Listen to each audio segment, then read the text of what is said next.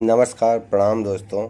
मैं आप लोगों के बीच एक ऐसी स्टोरी लेके आया हूँ। आज की दुनिया में कुछ लोग ऐसे होते हैं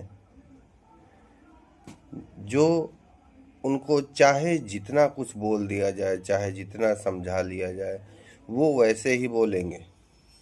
तो इसलिए मैं आपको बताना चाहूँ उस स्टोरी के माध्यम से कि एक बहुत ही गरीब ब्राह्मण का परिवार था, और जिस राज्य में वो रहता था तो वहाँ का राजा बहुत ही चापलूस परस्त था।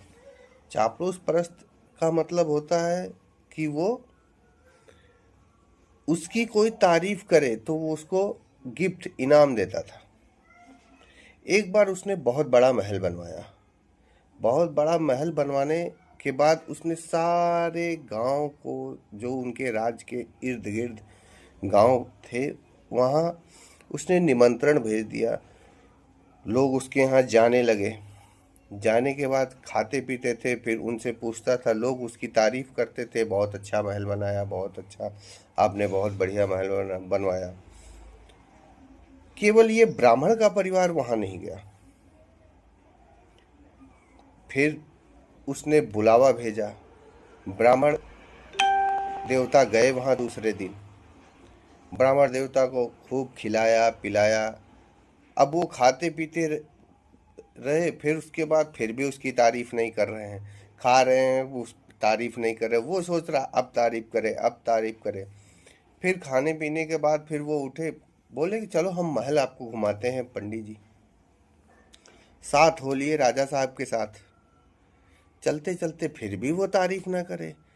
राजा जी ने खुद पूछा, अरे ये हमने महल बनवाया है, जिसके उपलक्ष्य में हमने ये पार्टी रखी है, आप लोगों को निमंत्रण दिया है। बोले ठीक है, आपने बहुत बढ़िया ये महल बनवाया है। बोले महल बनवाया है, इसकी कुछ तारीफ बताओ। बोले महाराज जी, आपने महल तो बहुत बढ़िया बनवाया, लेकिन अब देखिए दोस्तों, आदत और स्वभाव न छूटे। अब उस ब्राह्मण देवता की तो आदत थी। उन्होंने बोला आपने इतना बड़ा महल बनवाया, सब कुछ सही है, आपने दरवाजा छोटा मुख्य द्वार का कर दिया। बोले उससे क्या होगा। तो बोले कि अगर जो आपकी मृत्यु होगी तो आपको बाहर कैसे ले जाया जाएगा आपका दाह संस्कार करने के लिए। उन्होंने बोला ठीक। अब उनको इतनी गुस्सा आई, उसको जेल में डलवा दिया। सुबह से दोपहर हुई, पंडित जी वापस नहीं आए। उसकी धर्म पत्नी ढूंढते हुए पहुंची। पहुंचने के बाद वहां देखा, पूछा उनसे क्या हुआ। वहां के जो दरबारी थे, जो वहां के उनके दरबार में रहने वाले थे, उन्होंने बताया ऐसी ऐसी बात थी। बोले ठीक है, हम चलते हैं महाराज जी के पास। हाँ, अरे इतनी सी बात के लिए उन्होंने ऐसा कर दिया, चलो ठीक है, मैं उसका सल्यूशन बता देती हूँ, उसका निदान बता देती हूँ। पहुंचे, वो भी उसको, उसका भी सत्कार किया। राजा साहब गुस्सा तो नहीं हुए, लेकिन उसका सत्कार किया। करने के बाद उन्होंने पूछा, बोले महाराज जी, आपने मेरे पति को क्यों बंद किया है। बोले ऐसी ऐसी बात है, उन्होंने ऐसा बोला। बोले तो इतनी बड़ी सी कौन सी बात बोल दी, हम बताते हैं उसका निदान। कुछ मत करिएगा, इतना बड़ा क्षेत्रफल है आपके महल के अंदर, यहीं दाह संस्कार कर लीजिएगा। अब उसे बड़ी गुस्सा आई, उसको भी अंदर डाल दिया। शाम हुआ, घर पे पहुंचा उसका लड़का। पता चला दोनों के दोनों वहां गए हैं। उसके माँ बाप, वो भी पहुंचा। वहां पहुंचने के बाद